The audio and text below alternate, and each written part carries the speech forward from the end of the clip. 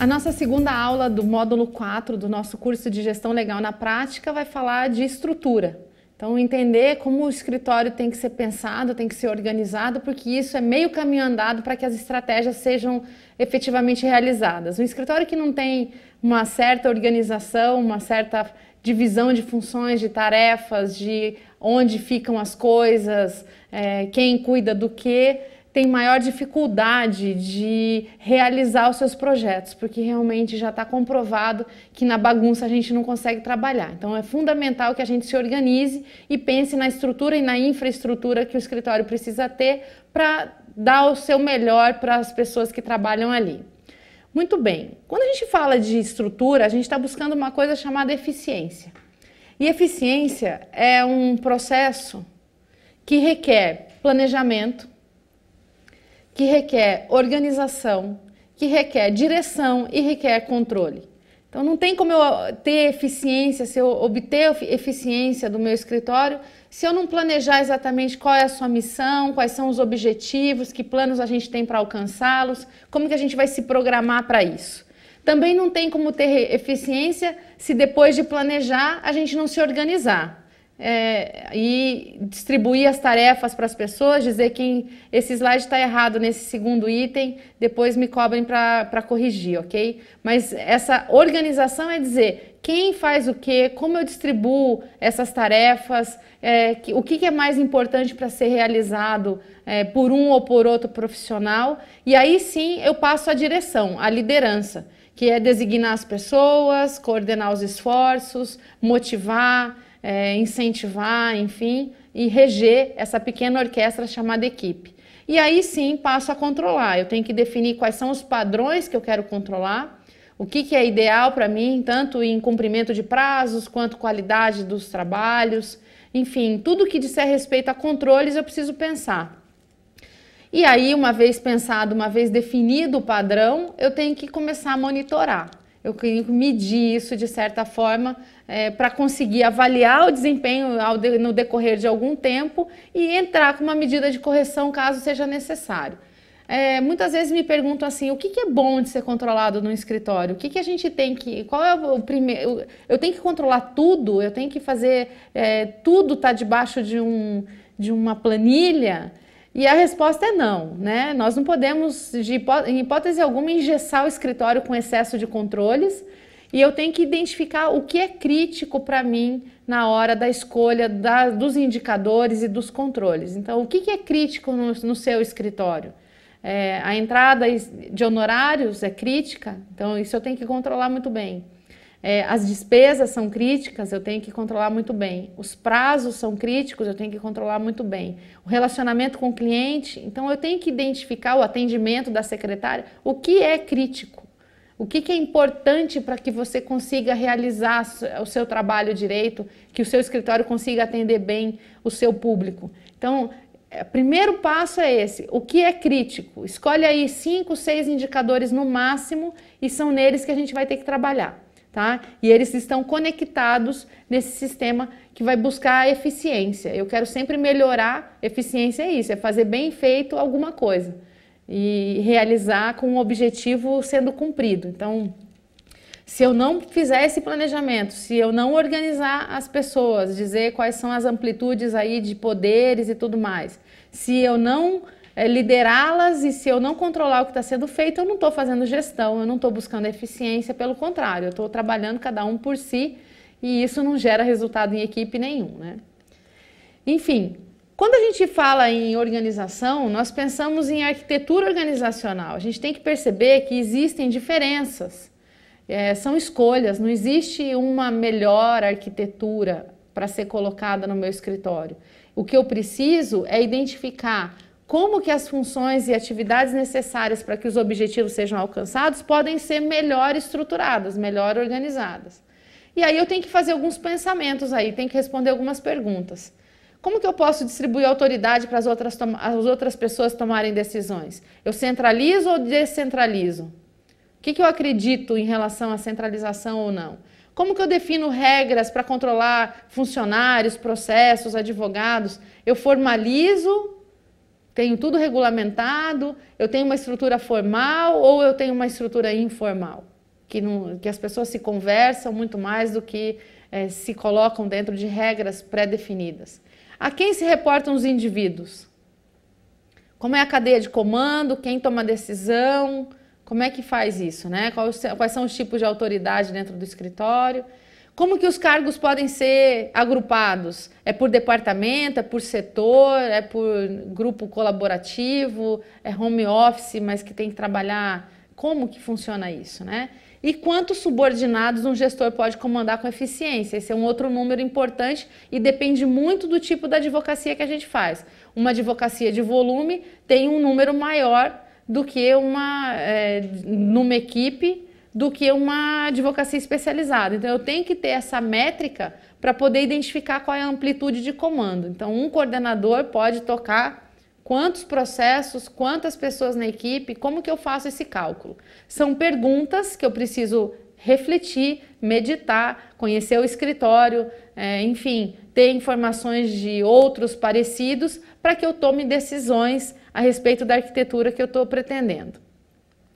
E aqui tem uma estrutura em célula, que é um exemplo clássico, que isso pode ser um escritório de advocacia, nesse formato aí, ou podem ser várias equipes, dependendo do porte do escritório, que vão formar uma equipe. Então, quem que eu tenho ali? Eu tenho um sócio responsável, aí de vermelho ali está a secretária, aí eu tenho 4 associados, 4 advogados, aí eu tenho paralegais ou assistentes ou estagiários. Isso é um exemplo do que é uma célula. Quando a gente define qual é a célula ideal para o nosso escritório, eu passo a replicar a célula de alguma maneira, não talvez perfeita assim como está esse quadrinho, mas eu posso falar assim, olha, que um sócio coordena 4 estagiários e 4 advogados e 3 estagiários, ou 3 assistentes. Enfim, vai depender do tipo de escritório que você tem, mas eu posso criar esse modelo para o meu e falar, cada área nova que eu criar vai ter esse modelo aqui, vai ter essa quantidade de pessoas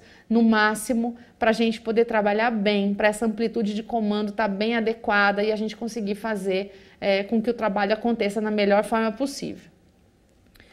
Pensar em organograma também é fundamental. Eu preciso saber como é que a minha área jurídica está desenhada. Então, se eu tenho ali um conselho de sócios e tenho a área trabalhista, tributária, civil, societária, com advogados e estagiários, e eu preciso pensar no meu organograma administrativo também. E aí, ele vai ter um conselho de sócios, um gerente, um assessor principal, aí eu tenho o financeiro, eu tenho o administrativo, eu tenho recursos humanos, eu tenho controladoria, que pode estar junto com o jurídico ou ser uma área inclusive à parte, e a própria tecnologia. Como é que eu lido com isso? Como que é organizado? Aonde estão as pessoas? Como que a gente encaixa as funções de acordo com a sua característica e natureza? Então, eu também tenho que pensar no organograma para que ele seja o melhor possível. E falando de manualização do escritório, a gente começa com o regulamento interno. Esse é o primeiro documento que eu preciso ter para me organizar, que é a Constituição Federal, entre aspas, do escritório. É o como nós vamos nos conduzir. É importante para a nossa consulta, para deixar claro quais são as nossas políticas, né, de tecnologia, de confidencialidade com o cliente, de atendimento, de honorários, enfim, tem algumas políticas que podem estar descritas ali e ajuda muito no processo de integração de um novo membro, porque esse regulamento interno vai ser o primeiro documento que ele vai receber para aprender como é que o nosso escritório funciona. E aí um exemplo de índice do nosso regulamento interno, tá aí um exemplo. Eu começo com a história do escritório, falo de princípios, visão, área de atuação, serviços, endereço, dados básicos ali, né? Perfil da sociedade, perfil dos sócios, se tem algum consultor que trabalha conosco, a nossa política de honorários, reunião geral da equipe, organograma jurídico. E aí vai, direitos e responsabilidades de sócios, advogados, assistentes, estagiários, questões de licença e férias, política de indicação de clientes, como é que funciona o custeio de cursos para advogados, critérios de avaliação, administração, papel do conselho de sócios, da gerência administrativo-financeira, o organograma dessa administração, enfim, são N itens que a gente pode ainda continuar falando, aí entra no manual jurídico propriamente dito, falando do método de trabalho, falando das regras gerais de atribuição de trabalho técnico, como que se distribuem esses trabalhos, a assinatura dos trabalhos, e aí, vai ser assinado por sócio, pelo advogado da área, como que funciona essa regra? Procurações e subestabelecimentos, como que vai ser feito, se existe alguma minuta própria para isso, né? A política de qualidade técnica, se vai ter um comitê que vai avaliar a qualidade do escritório de tempos em tempos, as normas do escritório, né? Normas mesmo, como é que usa o sistema, o que que pode, o que que não pode, enfim, você vai colocando tudo aquilo que interessa as pessoas saberem, até chegar aos direitos comuns de todos, não só a equipe jurídica, mas toda a equipe, os direitos e deveres comuns, né? As práticas não permitidas, por exemplo, fumar, que já não pode mesmo, mas às vezes a gente vê gente insistindo nisso, questões de horário, questões de, enfim, vestimenta, apresentação de problemas e soluções, o que se espera da equipe. É um grande documento que vai começar a dizer, vai expressar um pouco daquilo que a gente é. Isso não substitui a liderança ficando vigilante com relação àquilo que está posto no papel para levar à prática. Eu preciso ter essa conexão com a prática, senão as coisas se perdem e aí papel não fala, papel vira letra morta de uma maneira muito rápida. Então a gente tem que ter o papel para nos ajudar a não esquecer de alguns detalhes que a gente combinou, mas ele precisa ser vivenciado na prática, no dia a dia do escritório, senão não valeu de nada aquele trabalho e você tem ali uma eterna frustração de que ninguém lê o regulamento interno, os manuais jurídicos, enfim, ninguém lê, vai fazendo do seu jeito porque não tem o controle, tá? Então é importante ter isso em mente porque isso vai fazer a diferença na eficiência, não tenha dúvida disso. Quando a gente quer aprofundar ainda mais, da mesma forma que os indicadores que eu comentei, são os fluxogramas de trabalho, né? Que vai ser composto dentro de um manual de procedimentos internos. Aqui são os detalhamentos dos procedimentos que interessam. E aí a gente tem que ver alguns fluxos importantes para que as pessoas saibam, principalmente fluxos que passem de departamentos diferentes para departamentos diferentes, como por exemplo a contratação de honorários.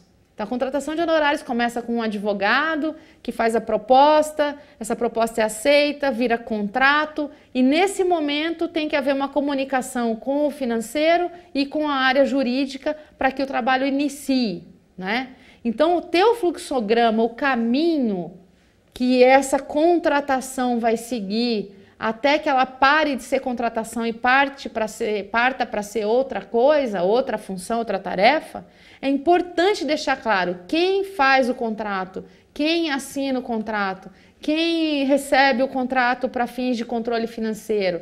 E aí um outro fluxo importante que é o de faturamento. Quem que aprova o valor para ir para o cliente? Como é que funciona isso, né? O novo trabalho jurídico, como é que ele começa, como é que ele vai para o sistema, quem que alimenta, tem o controladoria, não tem o controladoria, vamos fazer o escaneamento de todos os documentos, aonde isso vai estar. São detalhes que vão se repetir. Cada processo novo vai ter que ter o mesmo padrão de procedimento. Então, se isso tiver dentro de uma regra clara, uma outra coisa importantíssima é o atendimento telefônico, porque não é só atender o telefone, é atender o telefone, é saber quem está falando, saber o grau de importância do assunto que está sendo solicitado ali, quem é o advogado, se ele está na casa, se não está, se ele não estiver, eu tenho que fazer um recado, chegar nele e verificar se ele realmente deu o retorno, porque isso é vital, as pessoas nos procuram. E o controle de prazos, evidentemente que todos esses fluxos aí que a gente colocou, que sugeriu, são fluxos cruciais. Eles têm que existir e eu tenho que ser quase que um obsessivo para que eles estejam perfeitos, tá? E aí um exemplo de fluxograma para vocês é um desenho meio esquisito, mas ele nos dá uma clareza de um bater de olho, eu já sei o que está acontecendo. Esse é um exemplo de um fluxograma de consulta escrita, né? Então, responder uma consulta que um cliente pediu. Então, aqui começa, né? Então, eu recebo a consulta, depois eu vou fazer uma análise preliminar e vou me perguntar, é possível responder prontamente? Se sim, segue um caminho. Se não, eu tenho que informar o cliente quanto tempo eu preciso. E aí sim, iniciar a elaboração da pesquisa, preparar a resposta, submeter ao sócio responsável, se for para ele dar uma olhada e verificar se está de acordo. Se tiver de acordo, ok, segue para assinatura, enviar a resposta para cliente. Se não, volta, né, para completar a resposta, enfim, até encerrar esse processo. Então, esse é um tipo de fluxograma que pode ser adotado. A gente vê o caminho das coisas para que elas sigam um padrão. Ou então, por exemplo, um atendimento telefônico, né? Aqui está o exemplo de um atendimento telefônico. Então, a secretária atende a ligação, verifica quem é, anota na lista de telefonemas do dia, é para sócio sim, faz alguma coisa, não é, transfere a ligação. Enfim, você tem aí, cada escritório vai ter o seu caminho. Esse é um exemplo e depende muito de cada estrutura. Mas eu queria deixar para vocês aí um modelo de fluxograma, porque é muito simples de fazer. Se eu entendo o caminho das coisas, é muito simples de fazer. O duro é a gente não ter e cada um age de um jeito, faz de um jeito, aí eu não tenho como organizar a estrutura do meu escritório e vai ficar sempre alguma coisa meio com aquela sensação de que a gente está esquecendo alguma coisa. É péssimo isso, né? Enfim, outra preocupação com relação à estrutura é o layout do escritório. Então tem algumas questões aí que a gente precisa observar. As pessoas trabalham muito dentro do escritório.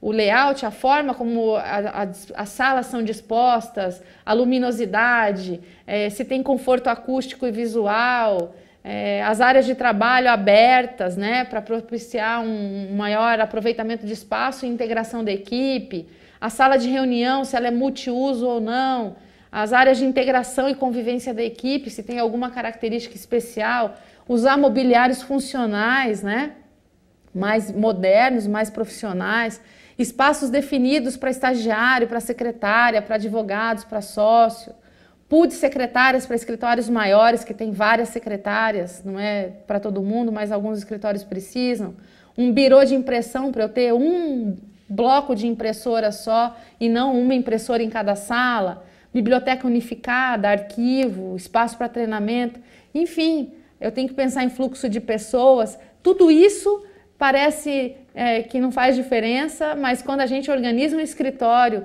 de maneira em que ele se organize, acaba sendo muito bacana, assim. Fica um desenho muito legal e fica muito mais prático de tocar o escritório. Uma outra preocupação que a gente tem que ter é com arquivo. Apesar de hoje em dia os arquivos tenderem a ser digitais, né? O processo eletrônico veio com tudo, os papéis estão sumindo dos escritórios, eu preciso definir, porque alguns escritórios ainda têm arquivo físico e mesmo o arquivo virtual precisa ter uma lógica para busca de informações que precisa, não é pelo fato dele ser físico ou virtual que mudam as regras. Então eu preciso pensar em informatização desse arquivo, óbvio, definição de responsabilidade pelo arquivamento, quem coloca a mão nas pastas, como que circulam as pastas, a definição de critérios para abertura e cadastramento de pastas, virtuais ou não, onde fica o arquivo morto, listagens de arquivo, né, onde que elas ficam, a movimentação, a abertura, a circulação e o morto, quero saber quais processos estão em quais situações,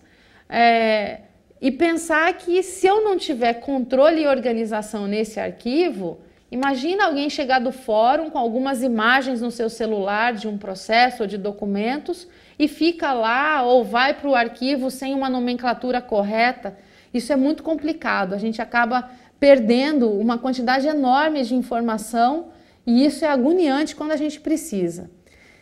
Se o escritório tiver condições de ter um arquivista ou um responsável para isso, tá aí uma listinha de funções dessa pessoa. Então, ele é o responsável pelo recebimento, registro, guarda e distribuição de documentos, classificação dos controles, né? Controle e cadastramento de pastas, manutenção do cadastro de pastas de clientes, guarda e catalogação das pastas, atualização do morto e controle do envio de documentos de arquivo morto aos clientes, porque às vezes a gente tem que devolver ou destruir a documentação dependendo do tempo, né?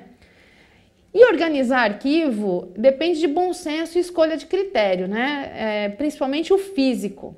Hoje os digitais, eles já vêm, os softwares já programam numerações automáticas para que esse arquivo tenha uma certa, adote um critério específico, né?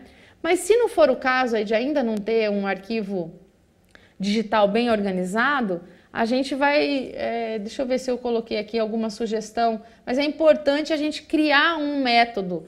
Tem gente que escolhe cores, tem a gente que faz etiquetas com código de barra, tem uma série de possibilidades aí de organização. O importante é não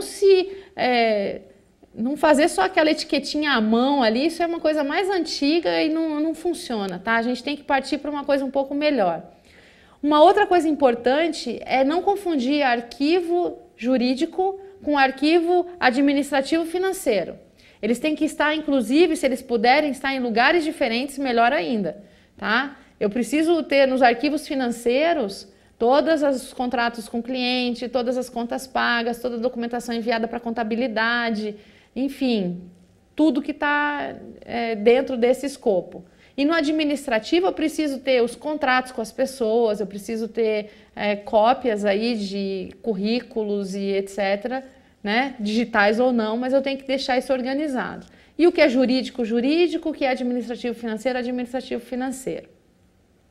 E eu recomendo, inclusive, que os arquivos do financeiro, do RH, principalmente, estejam numa sala à parte, em segurança, são documentos confidenciais de outras pessoas, então a gente tem que cuidar muito bem disso, porque casa de ferreiro, às vezes, espeta de pau, né? Enfim. E aí aqui, logicamente, que arquivo digital a gente tem que organizar não só a rede, mas os meus, das minhas máquinas, aonde estão os documentos. Então está aqui uma ideia de organização, principalmente para quem trabalha no seu próprio computador e depois manda os arquivos para a rede, tem que ter uma organização, senão eu me perco completamente nessa condução aí da organização do escritório, e escritório bagunçado perde tempo, perde dinheiro, perde uma série de recursos, né? Outra coisa importante para nós é a biblioteca. Não tem escritório sem biblioteca, não tem escritório com pouco livro, o advogado geralmente é um louco por livro e compra livro à torta e à direito, e muitas vezes a gente acaba gastando uma fortuna, uma fábula em livros e a gente não guarda ele direito, ou ele não circula para a equipe toda, enfim. Então a gente recomenda uma informatização da biblioteca com cadastramento de todo o acervo que nós temos e que fique estabelecido aí critérios para empréstimo, para devolução de livros. Livro tem perna, né? Uma hora ele está na sala do advogado, outra hora ele vai parar no porta-mala do carro. Então, quem controla isso, cadê os livros? E as coleções que ficam desemparceradas, enfim. Importante também é que o escritório circule clipping com artigos que o escritório mesmo, os advogados do escritório estão saindo na mídia, né? Artigos que saiam na mídia, notícias que saiam sobre o escritório e muitas vezes sobre clientes do escritório, e permitir também a circulação de jornais, de boletins, de sumários, enfim. A gente investe muito em conhecimento, assina jornal, assina revista, enfim. E muitas vezes ela morre na nossa mesa porque a gente não teve tempo para olhar, as pessoas não leram também e acaba sendo um dinheiro mal gasto, né? E tomar muito cuidado com novas aquisições de novos livros, porque muitas vezes a gente tem que comprar 1, 2, 3 vezes o mesmo livro, esquece, olha de novo, está na livraria e traz de novo o livro. Então, dinheiro, como diria meu avô, não aceita desaforo e a gente precisa ter um certo critério com isso. E também tem um controle das revistas, tá? Na nossa hemeroteca. Tem N revistas aí especializadas que a gente não vai jogar fora, em hipótese alguma, com jurisprudência, com artigos técnicos e tudo mais, e elas ficam perdidas. Elas ficam... E aí, quando eu quero lembrar, eu li um artigo de tal coisa há uns 8 meses atrás, eu já não vou saber que capa que era, é impossível, né? Então, ter em alguma forma digitalmente armazenados esses dados é importante. E aí, algumas coisas aqui que eu já falei, né, de biblioteca, o ideal é que ela seja centralizada, né, com controle de todos os exemplares, com controle de empréstimo e devolução. Não basta entrar na biblioteca, pegar um livro e sair, eu tenho que anotar aonde ele está. E aí quem cuidar da biblioteca também pode ser o responsável pelo clipping, né, pelos artigos, se a gente tiver os acessos certos para que essa pessoa consiga fazer essa coleção de informações. Meu muito obrigado a todos, sucesso para todo mundo e até uma próxima oportunidade.